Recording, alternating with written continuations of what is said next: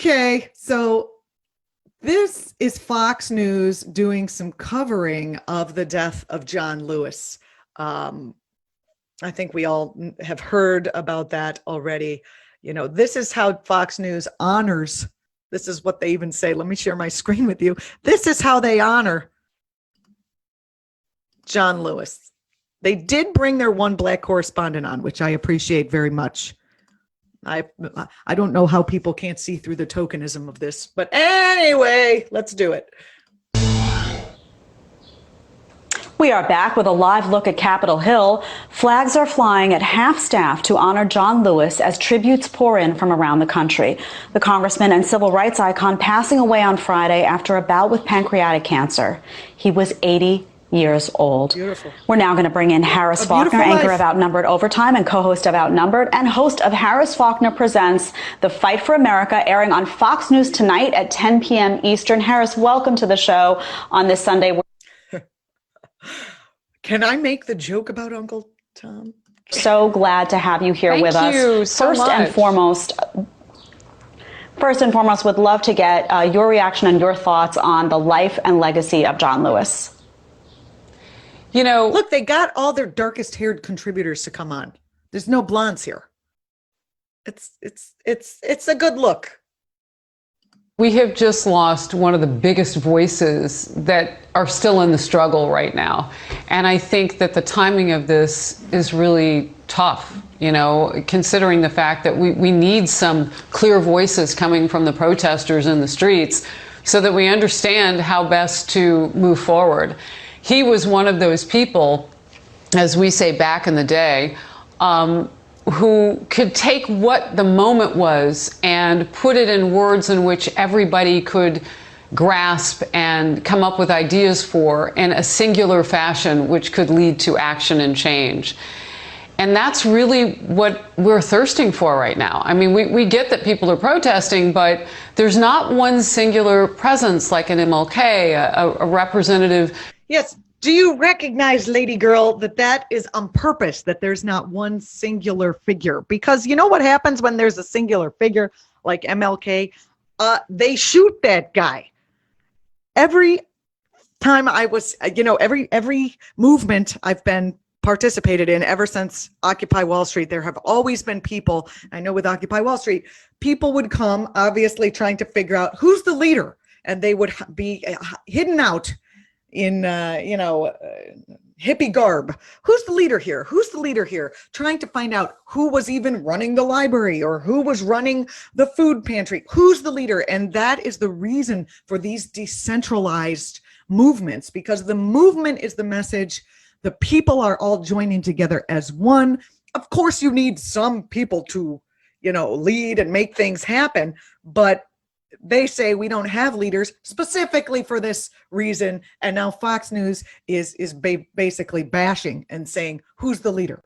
You know, that whole who's most important and who's on top is what we are fighting against. We're fighting for egalitarianism, fairness, justice. That takes the top person and puts them in level with the regular people. John Lewis, God rest his soul. And, you know, there's been a lot of discussion, JEDEDIAH, and everybody this morning, about what good trouble is. And people are concerned, well, you know, if you stir up trouble, what does that mean? Trouble is when you push for change and then anticipate and fully expect and see it through that it's going to happen. I'd like to say that we do that every day when we have discourse on television, particularly, JEDEDIAH, you know, on this program and at... Oh, damn. This is worse than I thought. She is equating what Fox News does with what John Lewis did, as if advocating for fascism and racism and corporatism and, you know, conservatism. Not, you can be kind of conservative in certain areas and not want to destroy the whole place. I get that.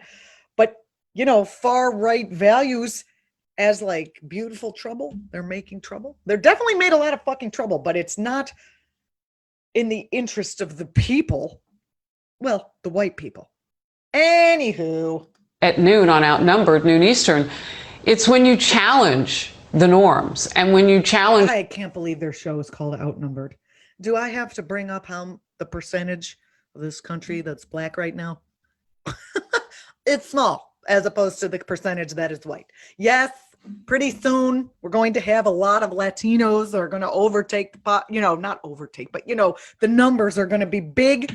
Thank God, because hopefully we can continue that voting block in a democratic country, in a democratic way. I can't believe they said this. I mean, sometimes you watch Fox, it's going to be bad, but then you watch it and you're like, really, this much? people who are in powerful positions, and you consider every voice at the table to have meaning, that's the kind of trouble that you want to stir up, because that's the only way you bring about change. And that's really what tonight is about. Does this woman know that everyone at Fox would be happy to have her hang from a tree? Too much? Am I getting fired? Call it the fight for America because it's a tough spot always to be in, fighting with each other, fighting against something. Why don't we, in John Lewis fashion, pull together as one America, one people, and stir up the change that needs to happen. We're not going to solve everything in an hour of television, but if we can advance the conversation in a solution-finding way, that is huge progress and a blessing, and I'm glad to be part of it. Well, the thing is, she's not part of it. She is advancing the narrative in an unjust and not peaceful way. I should not be in shock anymore about what happens on Fox News. As a media studies professor, I've seen a lot of things, but they've drawn parallels to themselves with MLK. So I guess this should not be shocking. Oh boy.